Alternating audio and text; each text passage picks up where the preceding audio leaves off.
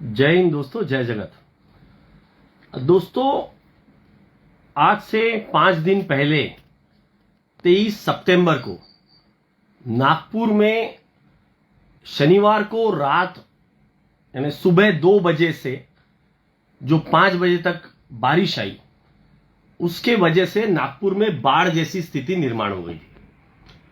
और आपको जानकर बहुत हैरत होगी कि जो पानी 2:15 से 4:30 बजे तक जो पानी बरसा, वो पानी मात्र 90 mm इतना पानी बरसा नागपुर शहर पर।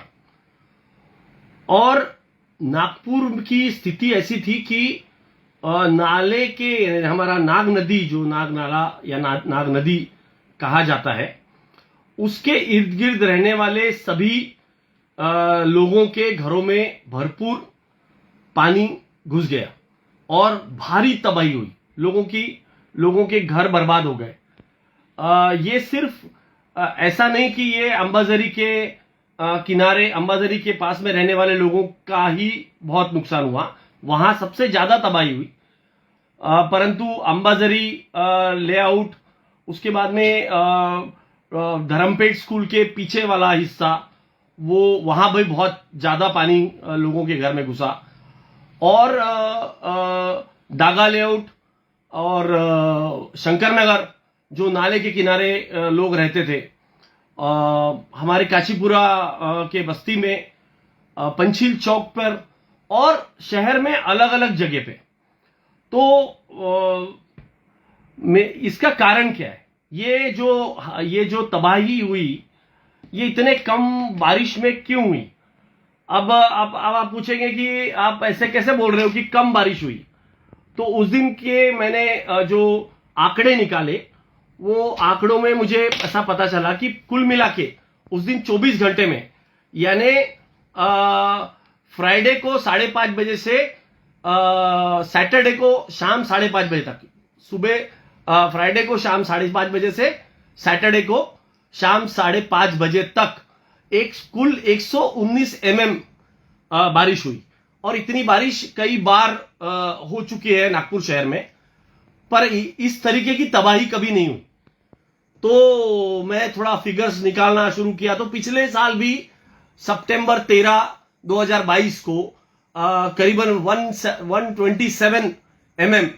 127.6 mm बारिश सितंबर 13, 2022 को हुई। एक बार इसके पहले भी जब बहुत ज्यादा तबाही मची थी, वो था दिन 6 जुलाई 2018।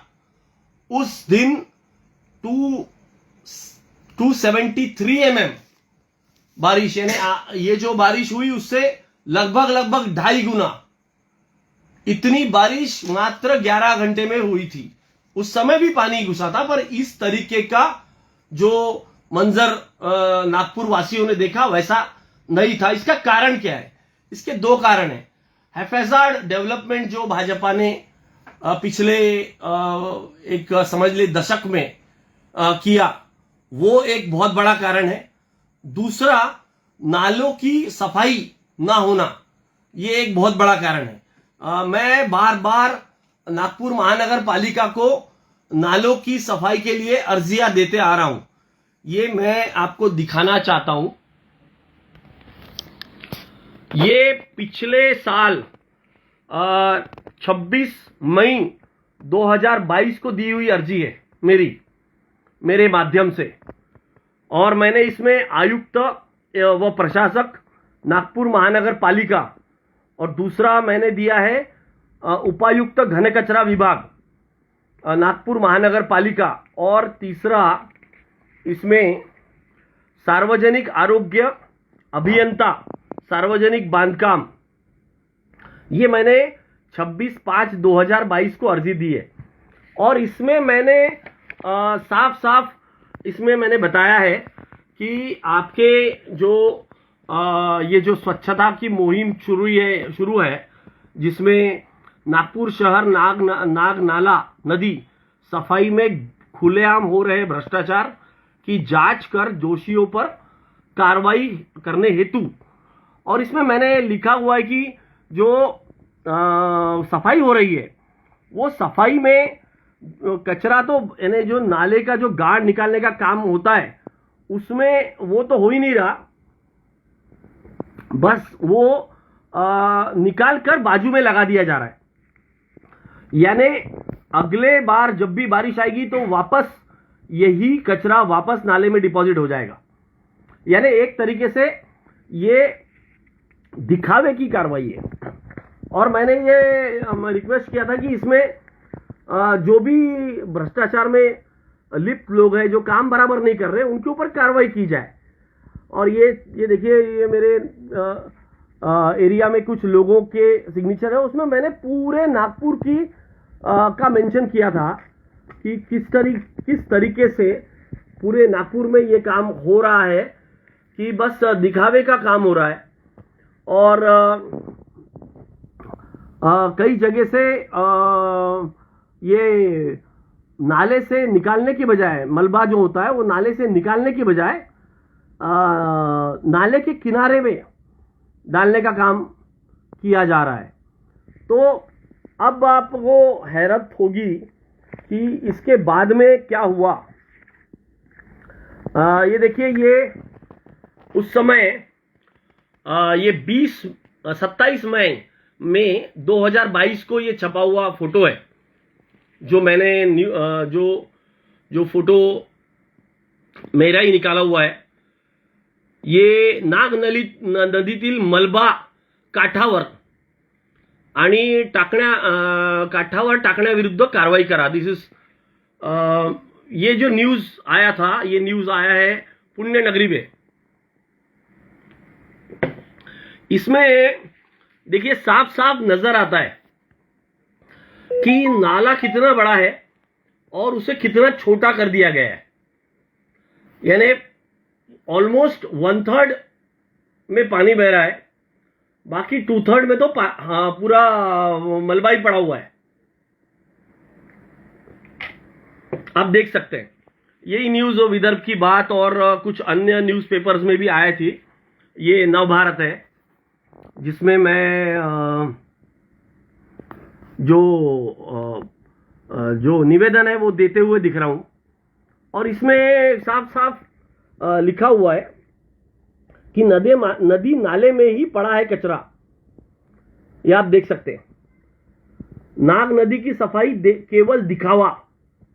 ये नवभारत ने भी इसका संज्ञान लेकर इसको छापा था। तो अब गौर करने वाली बात यह है कि इसके बाद में मुझे एक पत्र आया, और पत्र में अलग अलग टाइप से एक्सप्लेनेशन दिया गया कि हम तो कुछ किराए पे लेते ही नहीं, जो हमारे ठेकेदार हैं उससे हम लोग मशीन ले लेते हैं और डीजल देते हैं उनको, और इसमें करप्शन है ही नहीं। ये ऐसा एक्सप्लेनेशन दिया हुआ एक पत्र मुझे मिला, ये उसका लिफाफा। और ये पत्र मुझे उसके कुछ दिनों बाद में मिला, 1/6/2022 को। और उसमें एक ही उसका जो एक्सप्लेनेशन दिया हुआ है वो यही दिया हुआ है कि हमने इसमें कुछ भ्रष्टाचार नहीं किया, क्योंकि हमने किसी को पैसा ही नहीं दिया। उसका जिस्ट ये है कि देयर इज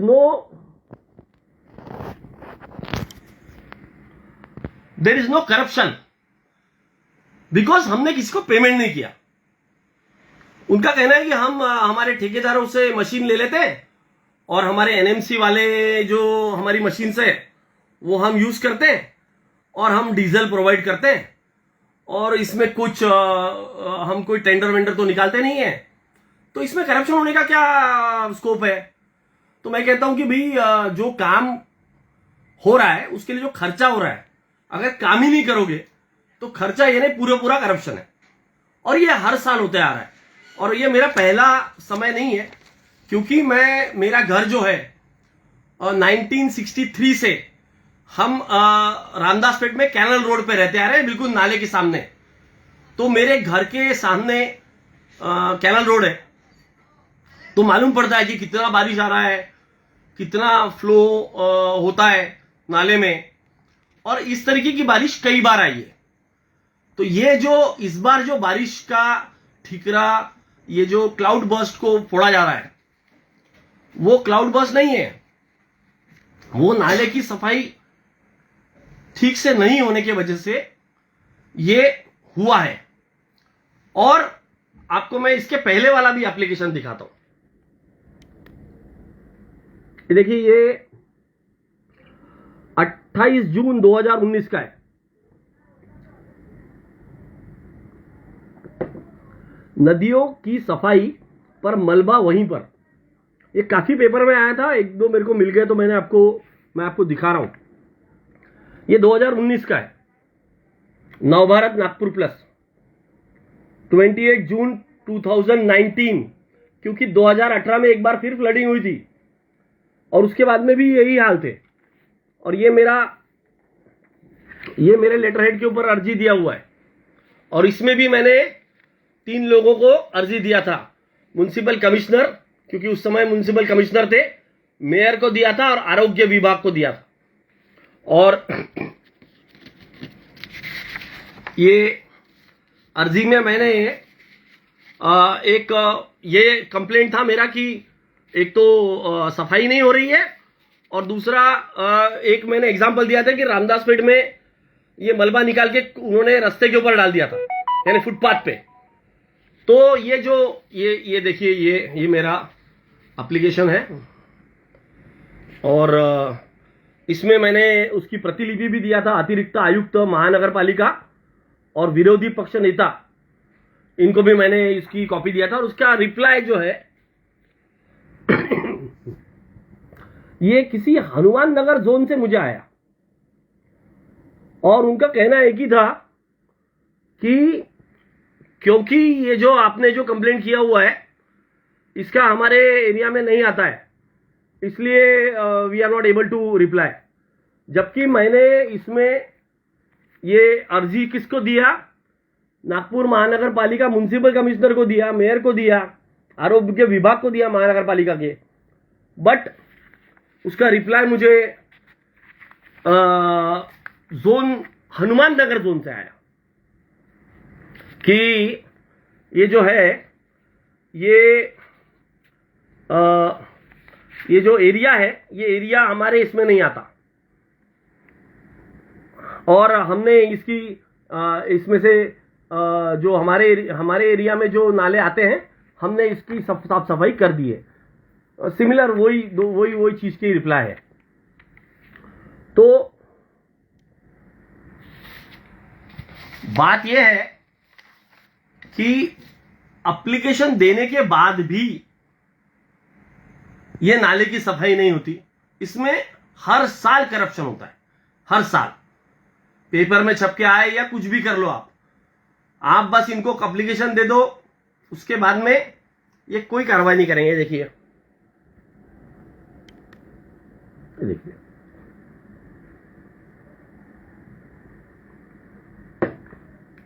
ठेकेदारों की भ्रष्टाचार की करे जांच, इसमें साफ साफ मैंने, और पानी भरते ही स्थिति जो कि तो कई जगह सड़क के किनारे मलबा। और मेरा एलिगेशन इसमें एक ही था कि आप जो सफाई कर रहे हो वो जो मलबा है वो नाले के किनारे ही छोड़ देते हो, और उसी वजह से आज ये जो 23 सितंबर को हादसा हुआ नागपुर के साथ में, और 5 लोगों की जान गई और कई लोग तबाह हो गए। कम से कम 1000 गाड़ियां खराब हुई, कई लोगों के घर में पानी घुस गया,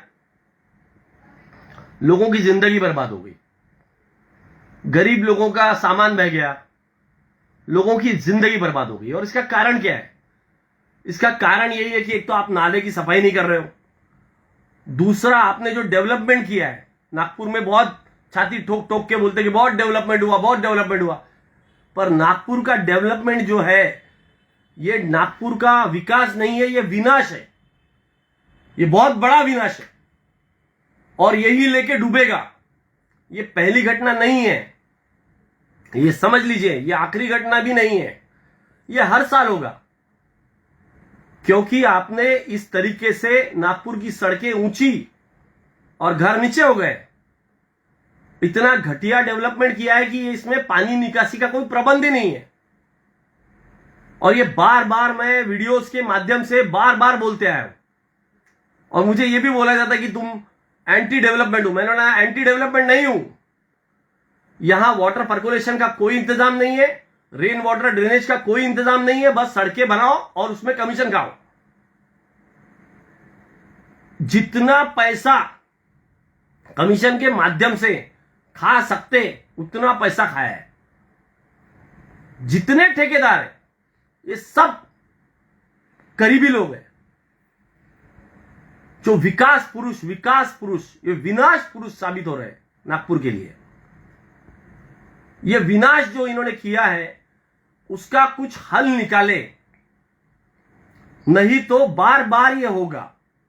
बार बार नागपुर के लोगों के घर पानी के नीचे जाएंगे और कोई इसमें नहीं बचेगा, सभी के घरों में पानी घुसेगा। और मैं ये एक बार नहीं बोला हूं, मैंने कई बार बोला है। ये 2015 से मैं ये चीज बार बार बोलते आ रहा हूं। जब ऊंचे ऊंचे सीमेंट के रास्ते बना रहे थे तब मैं बार बार बोला हूं, इसका हल निकालना बहुत जरूरी है। जो नाला है वो नाले को डीप करके उसको पूरा साफ करना बहुत जरूरी है। रास्तों पर से रेन वाटर ड्रेनेज का इंतजाम करना बहुत जरूरी है, नहीं तो ये हर साल होगा, 2-3 बार होगा। एक्सक्यूज मी, ये हर साल 2-3 बार होगा। क्योंकि आपने जो रास्ते बनाए हैं उनके किनारों पर, रास्तों पे जो रेन वाटर को ले जाने के लिए कोई इंतजाम नहीं रखा है। बड़े बड़े जो बीच में बहुत बड़े बड़े डिवाइडर्स बना दिए गए, जो बारिश के पानी का जो नेचुरल फ्लो होता है उसे जगह जगह पे रोका गया है, और जहां जहां वो रुकता है वो उस एरिया में लोगों के घरों में घुसता है पानी। यही हुआ है।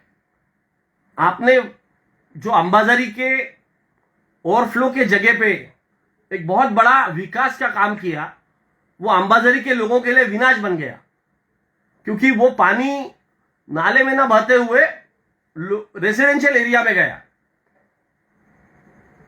ये वहां के वीडियोस देखने के बाद में आपको साफ साफ नजर आता है कि जो फ्लो सीधा नाले में जाना चाहिए वो फ्लो बाइफरकेट होके रेसिडेंशियल एरिया में गया। तो ये जो हुआ है, जो नागपुर का पूरा विनाश आपने डेवलपमेंट के माध्यम से किया है, उसे कहीं ना कहीं समय रहते उसमें से रास्ता निकालना जरूरी है। नहीं तो हर साल 2-3 बार आपके घरों में पानी घुसने का, इसकी तैयारी नागपुर वासियों ने बना लेनी चाहिए।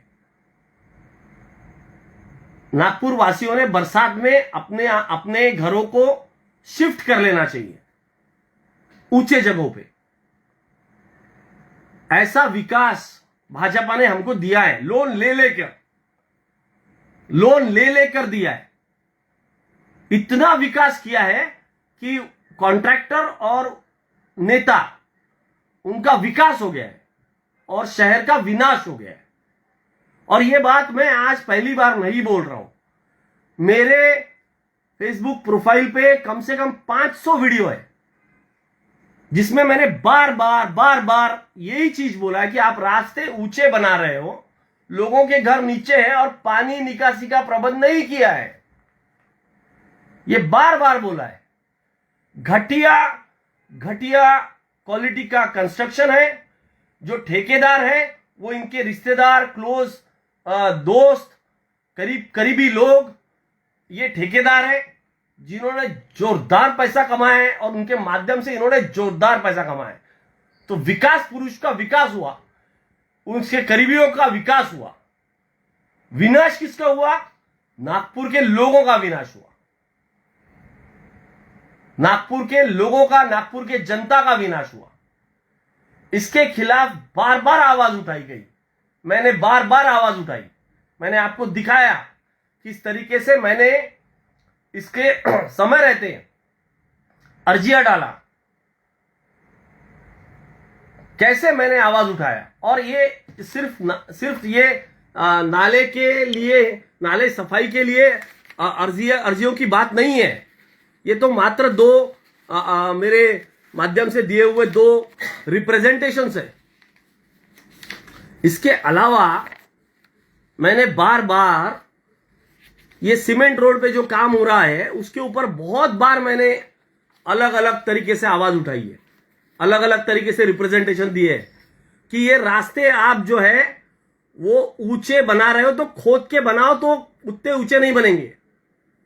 एक भी रास्ता खोद के नहीं बनाया जाता क्योंकि उसका जो बजट है वो बिगड़ता है और पैसे नहीं खा सकते,